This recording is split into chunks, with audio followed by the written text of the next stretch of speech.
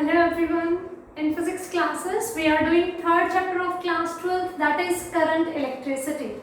And in today's class, we are going to discuss about the vector form of Ohm's law, the relation between resistivity and mobility, and classification of the materials.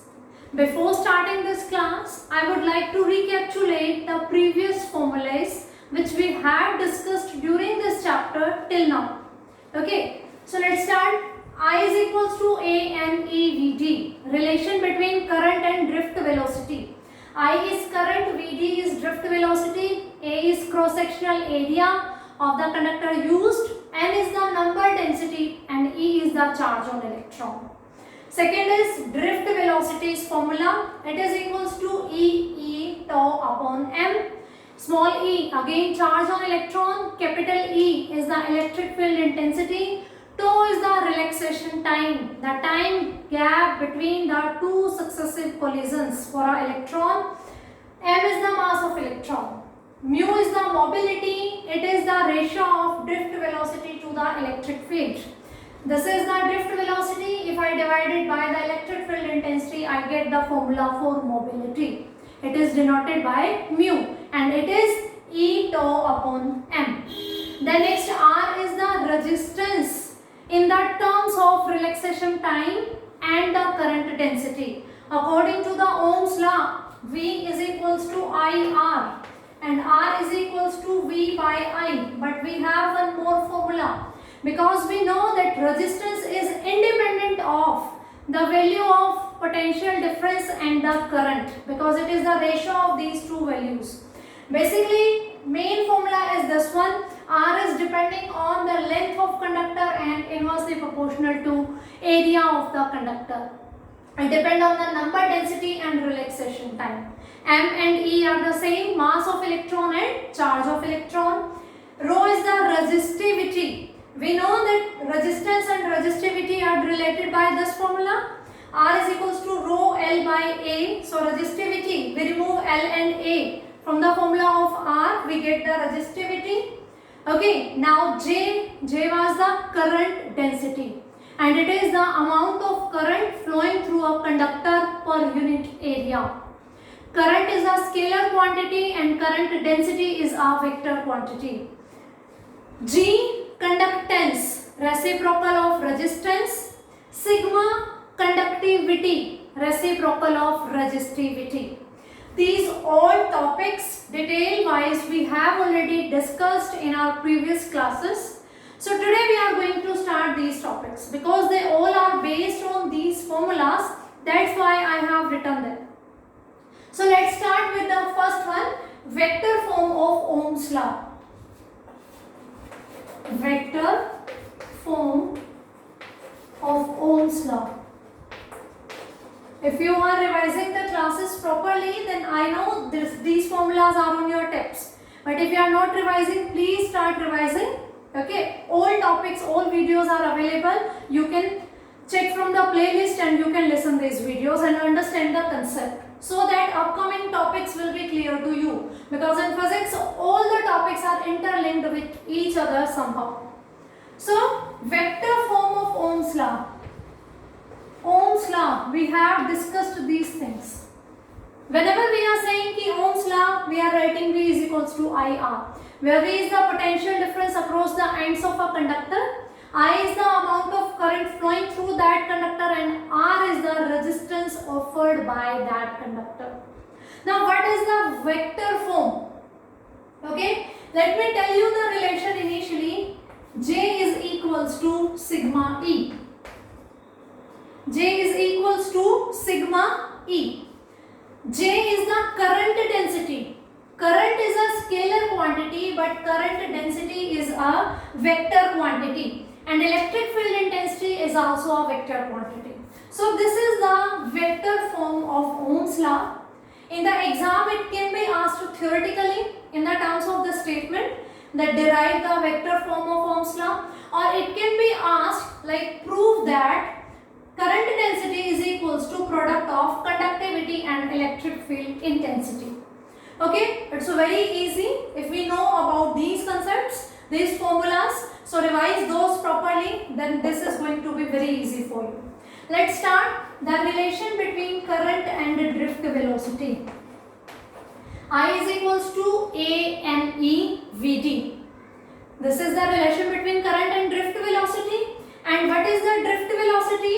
Drift velocity is E tau upon m. This relation, this drift velocity, we have discussed in detail as our main topic. Okay, so putting the value of drift velocity here in the equation of I. So I will be equals to A N E into Vd is E tau upon m. So I can write it as A N E square E tau upon m. Now I upon A. Why I am doing I upon A? Because of this current density. And current density is what? Current density is the ratio of current flowing through a circuit to its cross-sectional area.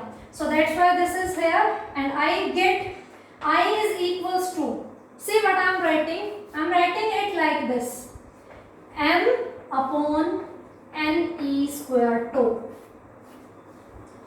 N e square tau. I am shifting this thing in the denominator of this denominator. I can write now E upon m by n e square tau. This denominator will shift into the upper numerator. Means this is like this, 3 upon 5. How can I write it? 1 upon 5 by 3. The same concept I have used here. 3 by 5. I can write it as 1 upon 5 by 3. This 3 will move here. So again it is 3 by 5. The same thing I have done here. Now you will ask why? Because if you are familiar with these formulas, then you can see this one. M upon n e square tau. M upon n e square tau. This is what? Resistivity. This is what? Resistivity. So I will write it as E upon rho, where rho is the resistivity. And resistivity is related to the conductivity. How? They are reciprocal of each other.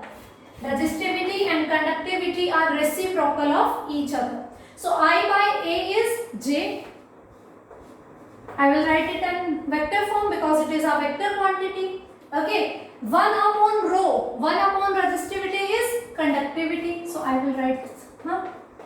E. This is the vector form of Ohm's law. How easy it is. But when you are well familiar with these formulas, do not cram these formulas. We have topics, we have mechanisms to find out these relationships. So go on the concept, revise the topics again and again. Definitely you will get the command on these relations, these formulas. Then this Ohm's law is going to be very easy for you. In exam it can be asked like derive a relation between current and drift velocity. We have done this derivation. How I comes is equals to A N E V D. This derivation we have already done. Drift velocity we have already done. In the exam it can be asked for 5 mark also in the parts that derive the relation between current and drift velocity. What do you mean by drift velocity? And using these relations derive or means prove the Ohm's law, or to prove J is equals to sigma E. Current density is a vector quantity, electric field intensity is also a vector quantity. Okay, so J is equals to sigma E is the vector form. Just repeating the steps, I is equals to A N E V D, relation between current and drift velocity. This is the formula for drift velocity. We are putting its value here. So it will be A N E square tau E upon m. Now this A, we will shift it here on the left hand side. It will come into the denominator. Okay, why? Because I by A will give us the current density. Is equals to E upon everything which left in the numerator. I am shifting it into the lower denominator. N E square tau. M upon N E square tau is the resistivity. Okay, so it will be E by rho. and reciprocal of resistivity is conductivity. So putting this value, I by A is equals to J and 1 by rho is equals to sigma. Hence proved. So I hope this concept is clear to you. Now the next one is relation between resistivity and electron mobility. Because this mobility Vd by E, it is for all charged particles which are capable of moving. Okay, so we can find out this for ions, this for holes, for electrons. But here it is asked that what is the relation between resistivity and mobility? So I can write relation between resistivity means rho and mobility. Mobility means mu. Okay. So again I am going to use this formula. This is what? J is equals to sigma E. Suppose I am writing it in the you can say form of magnitude. Okay. So J is equals to, I can write E by rho in the terms of resistivity, because we are going to find out the relation between resistivity and mobility. Okay. So J is equals to sigma E and J is equals to E by rho. In magnitude form I can write it like this. And J is what? It is I by A, because I am writing this concept in the magnitude form. J is equals to I by A, and from this vector form of Ohm's law, sigma E, we can write it as E by rho. So I by A is equals to E by rho. And relation between current and drift velocity, A is equals to NE Vd, and Vd is related to the mobility by this formula. Vd is equals to mu into E. देखो, mu is Vd by E. So Vd is equals to mu into E. I am going to replace this drift velocity with the relation of mobility. So I is equals to A N E mu E. I is equals to A N E mu E. So I by A, I can shift this A on the left hand side. It is equals to N E mu into E. This is the I by A and this one is also I by A. We can compare these two. This is also the relation of current density and this is also a relation for current density. So equating this and this equation, we get E by rho is equals to NE mu E. Now this E will cancel out and we are having rho is equals to 1 by NE mu. Okay.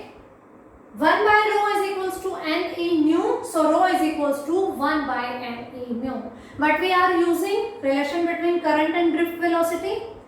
On the day when we started this topic, relation between current and drift velocity, I told you that this topic is going to be very important because everything is going to start with this relation. We are using this relation again and again. So again I am saying, listen that video carefully to get the relation between this current and drift velocity. Okay, from the Ohm's law, current density is this, and from this relation current density is this. Comparing these two, we get the relation between resistivity and mobility. These derivations are really very small, 3 to 4 steps are there, and if you know the concept, these are going to be very easy for you. So I hope this is also clear to you. Now moving towards the classification of the materials. Just writing these results. Ohm's law is J is equals to sigma E. Relation between resistivity and mobility is 1 upon NE mu. Mu is the mobility, rho is the resistivity. Okay. So now discussing about the classification of materials. Basically, we know the classification of materials. Means what are the major categories? They are conductors, insulators, semiconductors. We know about them, but now we are going to discuss this classification. It can be asked in the exam in the terms of conductivity, the terms of resistivity. Everyone is having some conductivity and resistivity. So in the terms of conductivity and resistivity, we are going to classify the materials. Conductivity sigma, resistivity rho. Rho we have discussed, it is m upon n e square tau. If I want to write it in the terms of conductivity, it will be n e square tau upon m. So these are the formulas for resistivity and conductivity, and how resistance is related to resistivity by this formula. And recently we have derived the relation between mobility and resistivity. Okay, so there are these various formulas. In these terms, conductivity or resistivity, if we want to classify the materials, again they are going to what? Conductors and semiconductors.